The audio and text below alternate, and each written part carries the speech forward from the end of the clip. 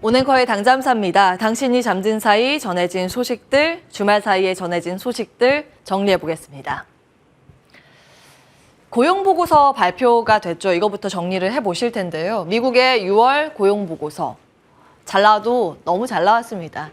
예상을 뒤엎고 비농업 고용자 수가 크게 증가했습니다. 컨센서스를 크게 웃돈 수치였습니다. 그리고 여전히 실업률도 미국은 낮은 수준을 유지하고 있다는 게 집계가 됐습니다.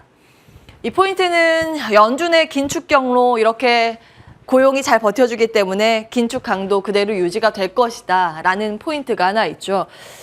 이렇게 되면 여기에 집중을 하게 되면 시장은 긴장을 할 수밖에 없는데 이날 시장의 반응은 나름 선방했다는 평가입니다. 하나하나 보겠습니다.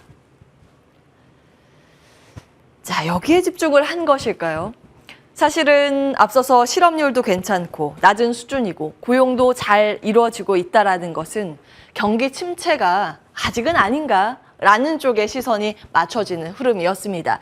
애틀란타 연은에서 고시하는 GDP 나우, GDP의 추정치죠. 2분기, 지난번에 말씀을 드렸을 때 마이너스 2.1까지 내려갔었는데요. 이게 고개를 살짝 돌리면서 고용보고서를 반영된 수치는 마이너스 1.2%였습니다. 물론 여전히 마이너스권이긴 하지만 그 전에 최악의 흐름을 전망했던 것보다는 나아지는가의 관점이 하나둘씩 분석이 나왔습니다. 자, 여기에 대한 반응은 좀 금리 쪽에 가파르게 잡혔습니다. CME 페드워치 캡처를 해왔는데요. 7월 FOMC 이제 얼마 남지 않았죠. 그때 자이언트 스텝이 압도적으로 많습니다. 75bp 인상이 압도적으로 많습니다만 한 가지 특징적인 게 고용보고서 발표되고 나서 그 이전에 50bp에 대한 베팅이 있었는데 그게 제로로 뚝 떨어지고 100bp 베팅으로 이동했다는 점 눈에 띕니다. 그리고 9월 수치 보시면 이쪽도 물론 빅스텝이 가장 압도적으로 높습니다만 빅스텝에 대한 베팅이 그전에 80% 이상이었는데 고용보고서 발표 이후에 이게 66%로 줄어들고요. 그 다음 자이언트 스텝 쪽으로 베팅이 확실히 증가된 것을 확인하실 수가 있습니다. 그러니까 금리 인상에 대한 베팅이 조금씩 슬며시 위쪽으로 향했다는 것을 확인하실 수가 있습니다. 연준이 고용보고서를 바탕으로 하면서 강한 긴축을 하겠구나라는 시각이 여기에 반영됐다고 보시면 되겠습니다. 부담인 수치인데 정말 미스터 마켓의 해석에 따라 그날 기분에 따라 시장의 분위기가 갈린다는 것을 확인한 하루였습니다. 경기 지표가 잘 나왔는데 두 가지 포인트로 해석될 가능성이 열려 있죠. 긴축에 대한 강도 증가 우려가 있습니다. 이거 잘못 나왔네요. 경기 지표가 호조를 보이기 때문에 경기 상황이 좋을 것이라는 긍정적인 포인트와 그렇기 때문에 긴축의 강도가 증가할 거라는 우려되는 포인트, 양 측면이 있습니다.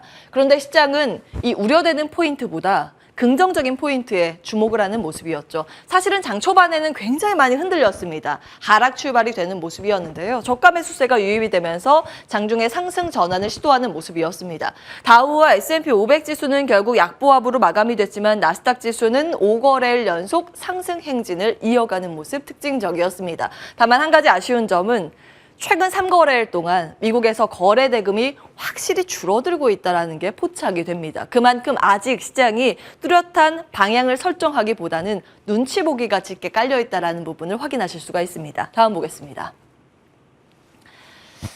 이번 주가 중요하죠. 이것 때문에 시장은 아마 대기 모드를 하고 있었을 가능성이 높습니다. 소비자 물가지수 CPI 발표 앞두고 있습니다. 13일 현지 시간으로 기입을 해봤고요. 13일 정규장 오픈되기 전에 공개가 됐는데요. 컨센서스와 전월치 거의 비슷한 수준으로 맞춰지고 있습니다. 컨센서스가 조금씩 올라가고 있다는 점은 눈에 띄는데 어떻게 발표되는지 여부가 가장 중요하겠습니다. 그에 따라서 시장의 해석이 더 중요하고요. 그리고 이제 2분기 어닝 시즌 미국이 개막을 합니다. 14일 금융주의 발표를 필두로 해서 다음 주는 기술주의 발표가 예고되고 있는 상황입니다. 자, 이 부분도 이번 주에 굉장히 중요한 포인트인데요. 바이든 대통령이 이스라엘과 사우디 방문 예정이 있습니다. 여기서 어떤 소식이 나오는지에 따라서 원자재나 원유 시장의 반응이 갈릴 예정이기 때문에 이 점도 꼭 체크해 보셔야겠습니다. 자, 시장 보겠습니다. 일단 과거의 흐름 데이터가 눈에 띄는 게 있어서 정리를 해봤는데요. 경기 침체 시기, 과거에는 섹터별로 이익 성장률이 어떻게 갈렸는지에 대한 그래프입니다. 1980년에서 2020년까지 리세션이 있었을 때 기업별로 이익 성장률 데이터인데요. 확실히 경기 침체 그 구간 동안은 경기 방어주의 성격을 가지고 있는 섹터가 선방하는 모습을 보였습니다. 헬스케어가 이 당시 평균 22% 이익 성장이 나왔고요. 필수 소비재가 그 다음 이름을 올렸습니다. 반면에 경기 민감 sek터가 확실히 리세션 구간에서 부진했다는 것을 확인하실 수가 있습니다. 금융 섹터가 가장 안 좋은 성적표를 냈고요. 임의 소비재 쪽이 마이너스 18% 이익단 역성장을 그려갔습니다. 자, 이런 데이터에 기반에 된 그 분석으로 인해서 그동안 경기 침체 우려감이 제시되기 그 시작할 무렵부터 헬스케어나 필수 소비재, 유틸리티 이런 쪽이 시장에서 선방하는 모습을 보였습니다. 그런데 최근 들어서 굉장히 특이한 부분은 이 경기 방어 섹터와 함께 경기 민감 섹터가 손잡고 같은 방향을 향하고 있다는 점입니다. 히트맵 보시죠. 전거래일 딱 그런 흐름이 연출됐습니다. 경기 방어주 성격을 가지고 있는 유통, 필수 소비재, 그리고 유틸리티, 헬스케어, 바이오 이쪽이 좀 상승세를 시현했다는 것을 확인하실 수가 있는데요. 동반해서 바이오 섹터가 요 며칠 같이 오릅니다. 테슬라의 강세, 구글, 애플 모두 강세권 유지를 했고요. 금융 섹터도 전반적으로 혼조권이지만 상승권을 유지한 종목도 속속 포착됐습니다. 세부 항목 조금 더 볼까요? 역시나 신재생 섹터의 이슈가 계속 나오기 때문에 관련된 기업들의 주가 반응이 가장 좋았습니다. 이 캐나다산 태양광 제품 관세 철회에 합의했다는 소식이 전해지면서 단연 태양광 섹터의 강세가 가장 두드러진 모습이었고요. 뿐만 아니라 친환경 자동차 섹터 그리고 풍력과 우라늄도 동반해서 강한 상승세를 시현했다는 점, 시장 대비, 지수 대비 선방했다는 점 체크되고 있습니다. 다음 보겠습니다. 이슈 한 가지 조금 더 정리를 해볼까요? 역시 이슈메이커 일론 머스크 CEO입니다. 테슬라의 CEO인데 과거에 트위터 인수를 한다고 하면서 크게 주목을 받은 바 있습니다. 이거는 또 사실 국내에서 거버넌스 측면에서 자동차 부품 산업에는 악재가 되는 요소였는데요.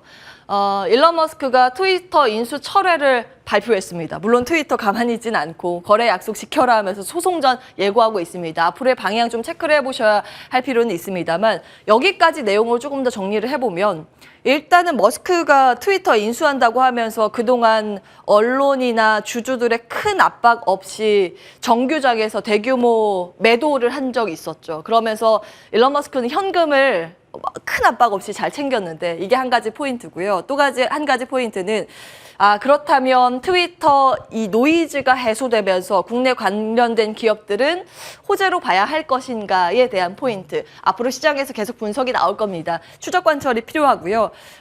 국내에서 이제 증권사에서 분석하고 있는 대다수의 의견을 아래 정리해봤습니다. 자동차 부품 산업에 민감한 이슈인데 악재에 대한 해소 측면에서 기대가 된다라는 내용이고 국내에서 연관된 기업은 샤시, 파워트레인, 보디 등 이제 테슬라에 납품하는 기업들 부품 업체라고 보시면 되겠습니다.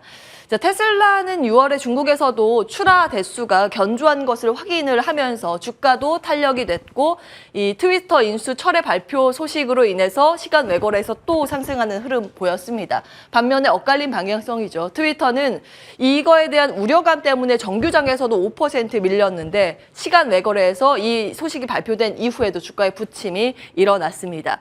인수 제한가가 당시에 $54 수준이었는데 이날 정규장에서 종가 수준이 $36 수준이었거든요. 시간 외거래에서 더 떨어졌기 때문에 이 밑에 형성이 돼 있습니다.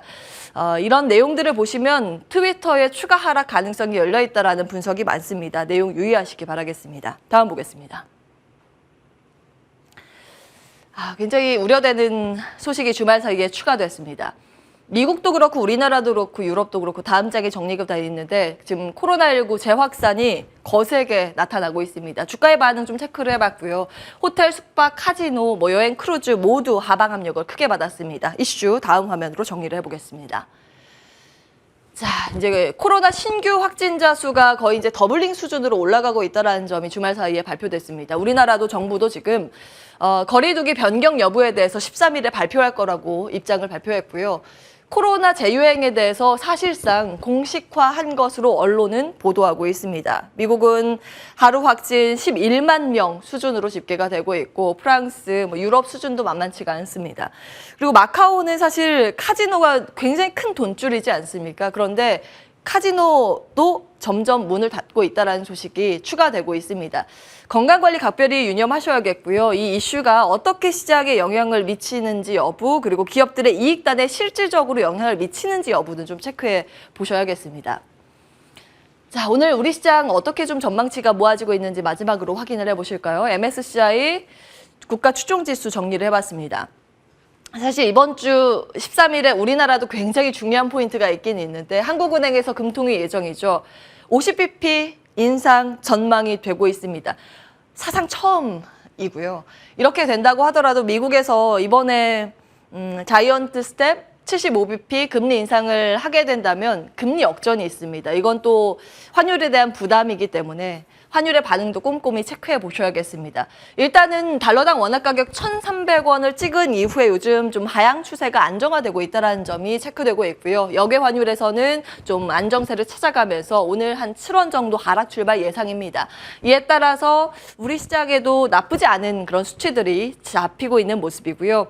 MSCI 한국 추종지수가 0.7% 올랐고 선물 시장에서도 0.45% 강세권 유지를 했습니다. 출발단에서는 코스피 0.5%가량 상승 출발 전망이긴 한데 이후에 삼성전자가 잘 버텨줘야겠습니다. 오냉커의 당잠사였습니다.